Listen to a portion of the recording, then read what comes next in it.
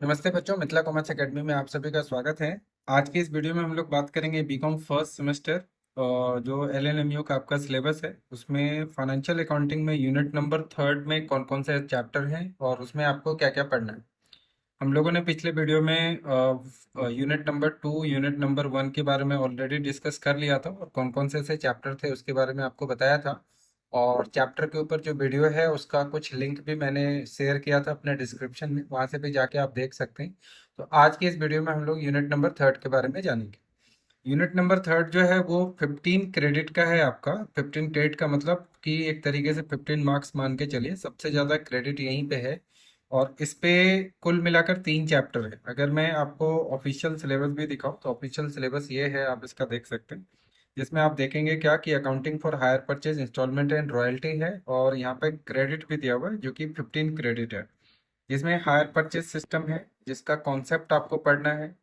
और transaction journal entries आएगी, laser भी बनाने के लिए आएगा। लेजर का यहाँ पे मतलब ये हो गया कि इस चैप्टर में जो मतलब इस चैप्टर के जो भी आइटम्स होंगे उसके ऊपर लेजर।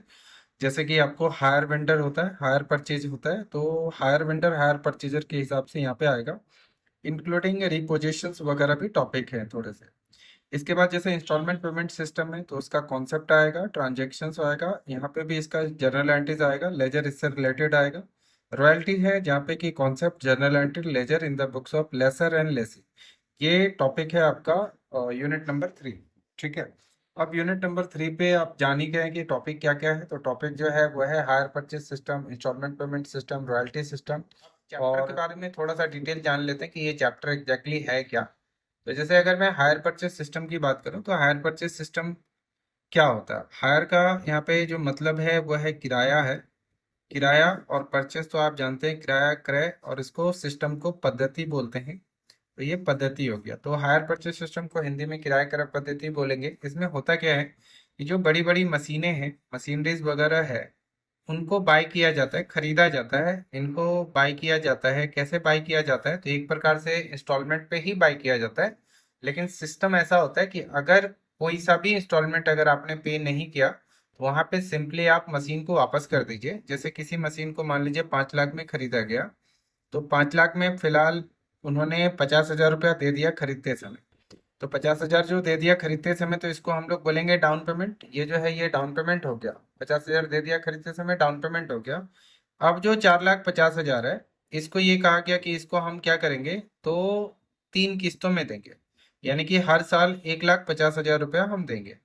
पहले साल 1,50,000 रुपया दे दिया गया, लेकिन उसके बाद मान लीजिए जिसने खरीदा था उससे अब नहीं दिया जा रहा है या फिर उसके पास पैसा नहीं है, तो वो सिंपली क्या कर सकता है कि जो मशीन उसने खरीदा था वो दुकानदार को वापस कर दे और कहे क्या कि अब हम इस मशीन को नहीं लेना चाहते हैं और हमने जो आपको इंस्टॉलमेंट दिया था ये 50,000 और 1,50,000 दिया था वो भी आप रख लीजिए।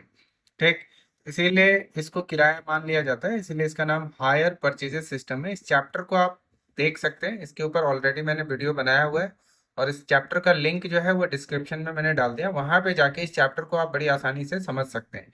इसमें जो सबसे ज्यादा इंपॉर्टेंट है वो है कैलकुलेशन ऑफ इंटरेस्ट। कैलकुलेशन मतलब ब्याज की गणना कैसे करेंगे, क्योंकि ये आप एक तरीके से इंस्टॉलमेंट पे ही ले रहे हैं, कुछ ना कुछ तो इंटरेस्ट देना ही पड़ेगा। तो वो कैसे करके कैलकुलेट होगा। इसमें दो पार्टीज होते हैं, एक बेचने वाला होता है और एक खरीदने वाला होता है। तो जो बेचने वाला होता है उसको हायर वेंडर बोलते हैं और जो खरीदने वाला होता है उसको हायर परचेजर बोलते हैं। तो उनके बुक्स में कैसे करके अकाउंट्स वगैरह बनेगा उसके ऊपर है। तो आप इस वीडियो को आप देख सकते हैं, वहां से ये चैप्टर को बड़ी आसानी से समझ सकते हैं। जो दूसरा चैप्टर है that is instalment payment system. ये उतना ज्यादा इंपॉर्टेंट चैप्टर नहीं है, आपके एग्जाम में मैं देखता हूँ कि ज्यादातर आता नहीं रहता है। बट ये इंस्टॉलमेंट पेमेंट सिस्टम और हायर परचेज सिस्टम एक ही जैसा चैप्टर है। इसमें अंतर ये है कि हम हायर परचेज सिस्टम में अगर कोई इंस्टॉलमेंट पे नहीं कर पाते हैं तो बड़ी आसानी से हम सामान को वापस कर देते हैं और हमें आगे के इंस्टॉलमेंट्स को पेमेंट नहीं करना होता है।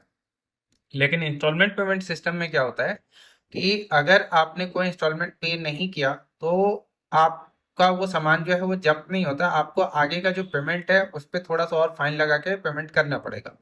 तो ये दोनों चूंकि एक ही जैसे चैप्टर है तो ज्यादातर इसी से क्वेश्चन जो है वो पूछा जाता है। हायर परचेज सिस्टम से ही क्वेश्चन ज्यादातर पूछा जाता है। अब बात करते हैं कि रॉयल्टी अकाउंटिंग क्या होती है। रॉयल्टी को हम लोग जो है अधिकार शुल्क बोलते हैं। ये जो है ये अधिकार शुल्क रॉयल्टी भी कहा जाता है। तो रॉयल्टी जो है इस पे क्वेश्चंस हर बार आता ही है और बहुत ज़्यादा इंपॉर्टेंट भी रहेगा। रॉयल्टी का सिंपल सा मतलब ये होता है कि जैसे अगर किसी की कोई जमीन है, इस जमीन पे इस जमीन पे अगर क्या हो रहा है ना, इस जमीन से अगर मान लीजिए मिट्टी निकाला जा रहा है और मिट्टी से ईंट बनाई जा रही है जिसको कि हम लोग बोलते हैं ब्रिक्स बोलते हैं। तो यहाँ पे एक ईंट बनाने के बदले में सामने वाले जिसका जमीन था, जिसकी मिट्टी थी, उसको कितना रुपया मिल रहा है, वो एक प्रकार से कैलकुलेशंस या उसको हम लोग रॉयल्टी बोलेंगे। ठीक है, जैसे पर ईंट मान लीजिए उसको 1 रुपया मिल रहा है, तो ये जो 1 रुपया है वो उसकी रॉयल्टी है। तो रॉयल्टी चैप्टर थोड़ा सा टेक्निकल भी है। इसमें जो टॉपिक सब आता है जैसे कि एक एनालिटिकल एनालिटिकल टेबल आता है बनाने के लिए। तो एनालिटिकल टेबल वगैरह बहुत ज़्यादा इंपॉर्टेंट होते हैं। इस पे क्वेश्चन आता है, इसमें दो पार्टीज होते हैं, एक तो रॉयल्टी लेने वाला, एक रॉयल्टी देने वाला। तो एक लेसर हो गया और एक लेसी हो गया, तो उनके बुक्स में हम लोगों को अकाउंट्स वगैरह बनाने होते हैं।